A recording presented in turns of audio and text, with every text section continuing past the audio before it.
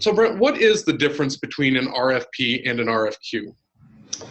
An RFP is an opportunity for an agency to solicit proposals to support a particular project or even an ongoing operational need in a way that takes into account not just the cost of what you're offering, but other aspects or elements of what the service is that's being provided. If there's some performance measures that they want to be able to use as a selection criteria.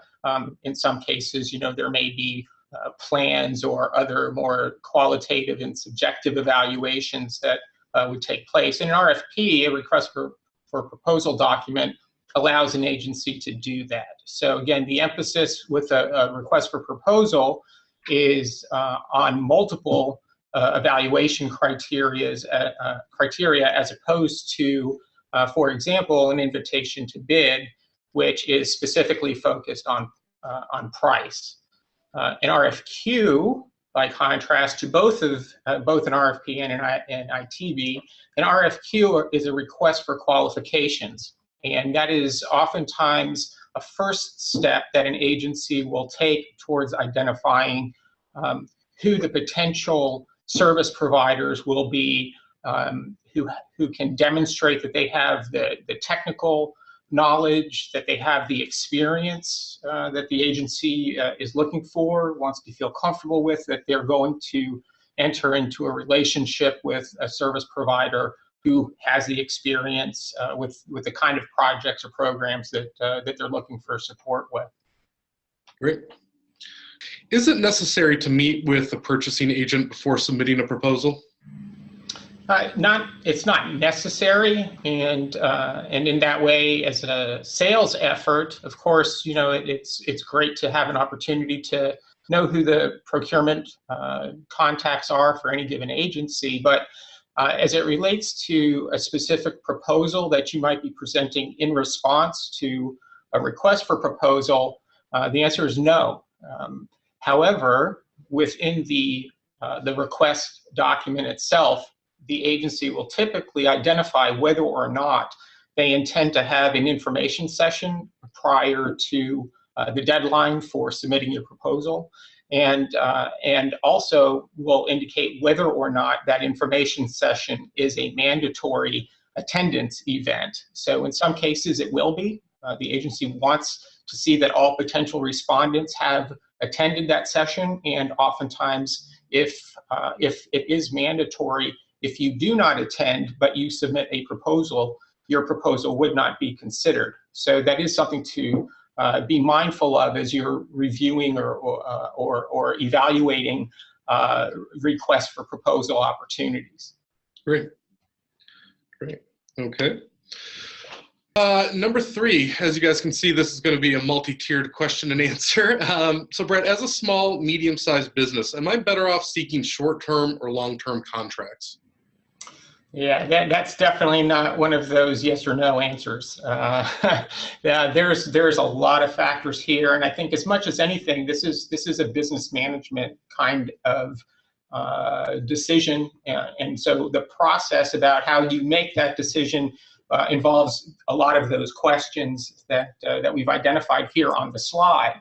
You're going to want to be thinking about, well, what is my capacity to support a short versus a long-term contract? Presumably, a short-term contract is going to be relatively easy to support in terms of overall capacity.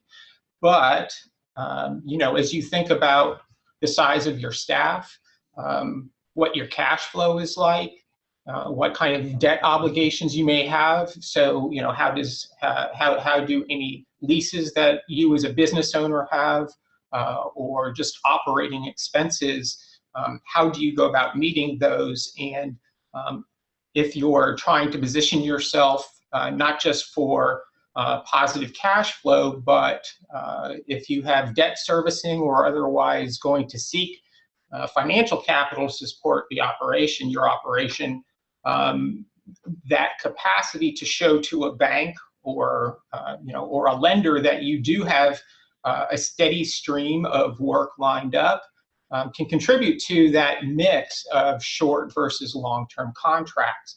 It may be to your advantage to do a mix where let's just say that 60% of your income is from long-term contracts while the balance is more short-term.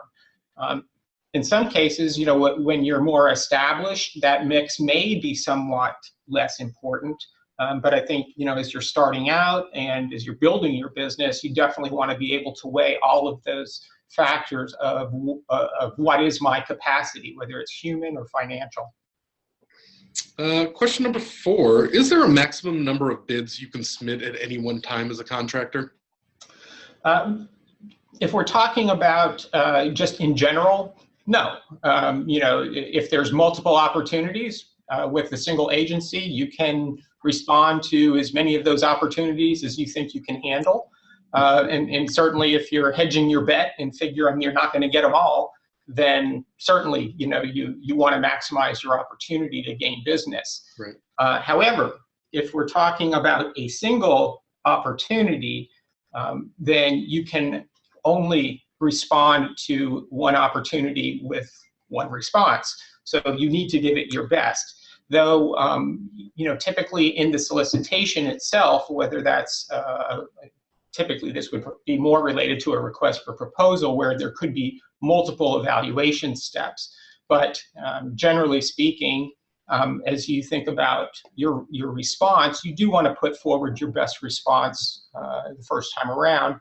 And then within the solicitation document, they're going to identify what the process is going to be, that your proposal, compared with others, they may say, well, we're going to take the top 3 or the top 5 proposers, and then we're going to do we're going to ask for face-to-face presentations or something like that. So it's a little bit of pre-qualification in some cases, but at any rate, just think in terms, one opportunity, one response.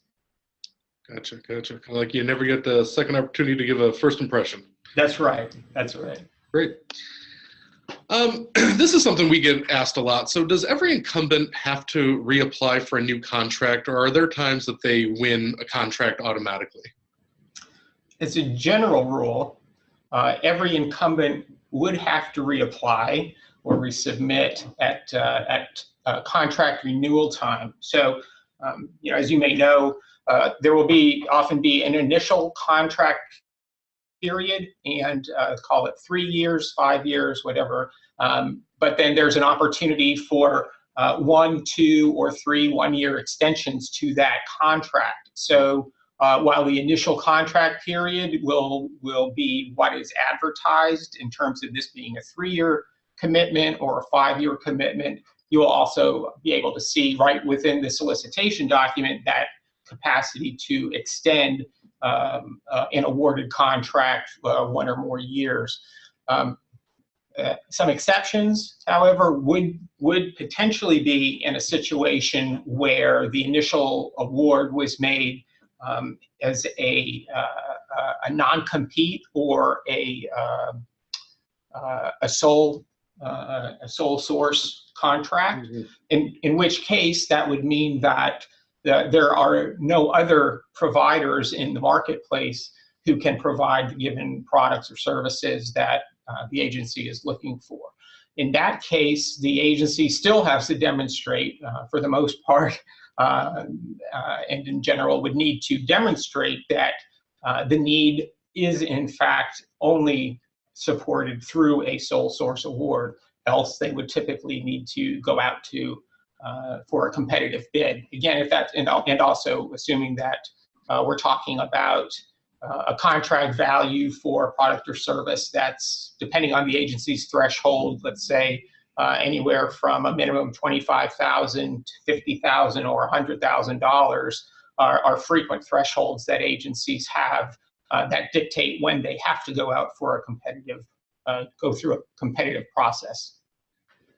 What penalties can you run into if you cannot fulfill the contract? So you won, you're kind of chugging along, but things just aren't going to work out the way you had planned. What kind of penalties can you incur?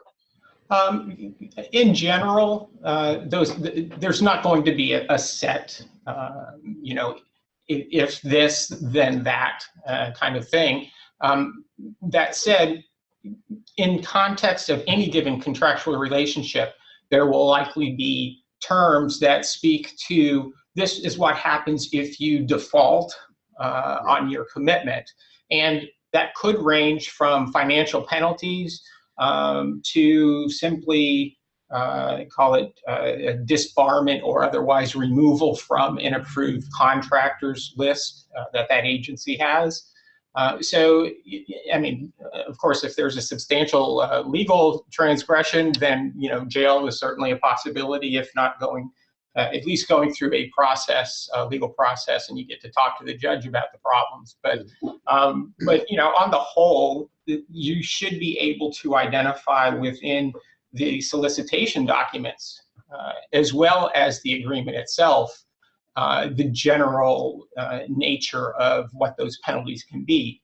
Now, having said that, if we're talking about, let's say, a construction project, and there may well be terms on the front end that talk about potential penalties and potential awards for either, let's say, slower than promised delivery, or if you meet or beat your project timeline, that you could be awarded some additional recognition for that achievement. So again, go back to the solicitation documents, go back to the agreements, and that will likely. All right, now something that's probably more near and dear to your heart. How do I determine what commodity codes I should be using for my business? Well, I think that as a representative of NIGP and helping Periscope along, clearly NIGP code would be the ideal, and actually in many cases that really can be true, and that's not even with a wink and a smile. There's a lot of value to using NIGP codes, simply because for those agencies and companies that utilize the full 11-digit code, it provides for the greatest detail and in that way support of spend analysis and spend management activities. But having said that, a lot of agencies, in addition to the NIGP code, I would say the next two kind of big codes, and maybe you've heard of these, the NAICS, NAICS taxonomy, and also the UNSPSC, which is a UN generated commodity code set. And those two, actually all three codes have their advantages, and it depends a little bit on what the intended use is. But I would say that if you're looking for higher level classification of business type, then the NAICS codes are actually where those would come in. They are industry classification codes. They're less oriented to the specific product or service that an agency might be consuming. The UN code gets a little bit more into issues that are important in international trade, which makes a lot of sense given what the UN does. Right. So it is actually something of a hybrid, I would say, between the NAICS code and an NIGP code, and hybrid in that it allows for a little bit more in-depth categorization of product categories, but still doesn't drill down as specifically to individual products as does NIGP code. So NIGP code, I've sort of emphasized that it allows for the drill down to a very micro level, but it also has that capacity to serve just as a categorization tool for product and service, that you don't necessarily have to take it out, that full 11 digits. We offer it in 5, 7, and 11-digit formats. So just maybe that was more than what people were looking for, but in just a few minutes to be able to share those three things, I thought was worthwhile. And there are crosswalks that go between those code sets, Right. by the way. Great. Great. Okay. A follow-up to that, then how often should I update my commodity codes, and do they change often? The general response to the do they change often is no, not really. There's, because these are taxonomies, and thereby they are standards, to go messing with standard number sets would be confusing over time as you're trying to do your analysis and comparison year over year.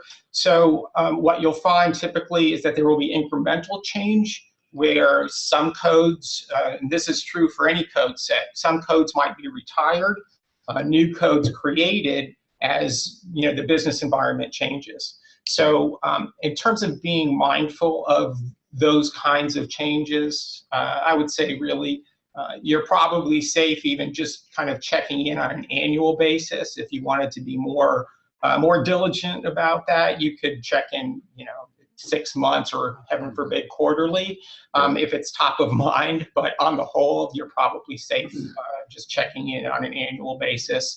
And if you are, when you do license these code sets, you'll typically, get contacted in the event that there is a change. Great, and shameless plug here. We did a blog post a couple weeks ago all about updating your commodity code. So if you are obviously a BIdSync Links or Links Plus user, visit our blog. There's a great little piece with step-by-step screen instructions on how to go in and check your commodity codes and make sure that they are, up to date and you're seeing all the latest and greatest, because this is obviously going to affect the bids that you're seeing in your bid notification service. All right, question number 9. Should I partner with another company? And if so, what are the benefits to partnering with another company? Sure. Well, this is another one of those business management decisions. And, generally, why would you consider partnering? Basically to extend your capacities. Now, in some cases, that could be extending your capacities for expertise, could be to extend your human resource capacities. So, if it's specific to a one-off opportunity, certainly, there will be third-party entities created to serve as that shell organization and the partner organization for the responding partnership. But this is something to really think about in terms of recognizing if you need to get into a partner relationship to respond to an opportunity, that adds to your overall process in being able to provide as strong a response as you would like to. So, how much time is it going to take you to create or establish a new relationship and be able to meet deadlines for responding to the opportunity? So, it's really best if you can identify what your partner strategy is going to be, under what circumstances, what kinds of opportunities would you need to have partner relationships in order to support, and try to get those relationships established before, or at least identify, if not executed, at least identify who those partners could be under the various scenarios that you identify.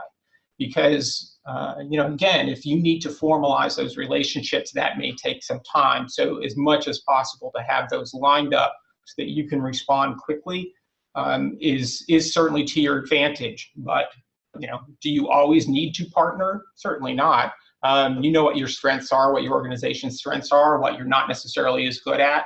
And that's really what you're looking to do, is augment what you already do very well, and work with those who have a similar need that you can support. Great point.